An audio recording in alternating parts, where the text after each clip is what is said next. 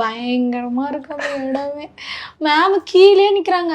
பஞ்சு ஐயோ அவங்க பேசுறது இருக்கு. அவங்க ஜட்ஜஸ் மேம் அவங்க சினிமாவில் நடிக்கிறாங்க. நான் எங்கேயோ ஒரு ஊர்ல இருந்து அப்படி அவங்க பேசவே இல்லை. நான் அழுத என்னை சும்மா திட்டாங்க. அழுவாத அழுவாத அழுவாத, எப்போ பார்த்தாலும் அழுவுற. அது எனக்கு எவ்வளோ நல்லா இருக்கு தெரியுமா. அவங்க சும்மா பேசல, எப்பயுமே அப்படியே தான் பேசுவாங்க. நான் வந்தோடனே நல்லா ப்ராக்டிஸ் பண்ணி ஆடுறவில்ல, சும்மா இருக்கிறது நீ அழுவுன்னு அங்கேயே அதே தான் சொன்னாங்க.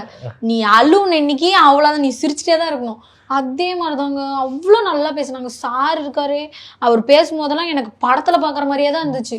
அவர் பேசுறது, வாயை அசைக்கிறது அவ்வளோ அழகா.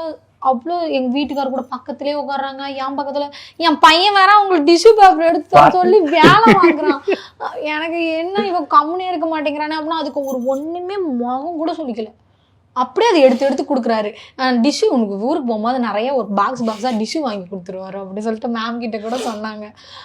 சொல்லிட்டு எனக்கு புடவை, அவருக்கு வேட்டி ட்ரெஸ்ஸு, பூவு, ஸ்வீட்டு, காசு எல்லாம் வச்சு எங்களுக்கு தட்டில் கொடுத்தாங்க. ஐயோ அவ்வளோ சந்தோஷமா. மேம் வேற வந்து கேசரி கொடுத்தாங்க. அந்த கவனிச்சுக்கிறது இருக்கே அம்மா. நான் தான் அந்த மாதிரி போய் வாயை கூட திறக்காம இப்படி போய் கொடுத்துருக்கேன். ஆனால் என்ன ஒரு அன்பா பாசமா, அந்த அன்பு இந்த லவ்ன்றீங்களே இப்படி அது அங்கதாங்க. ஐயோ அவ்வளோ சந்தோஷங்க எனக்கு சத்தியமா.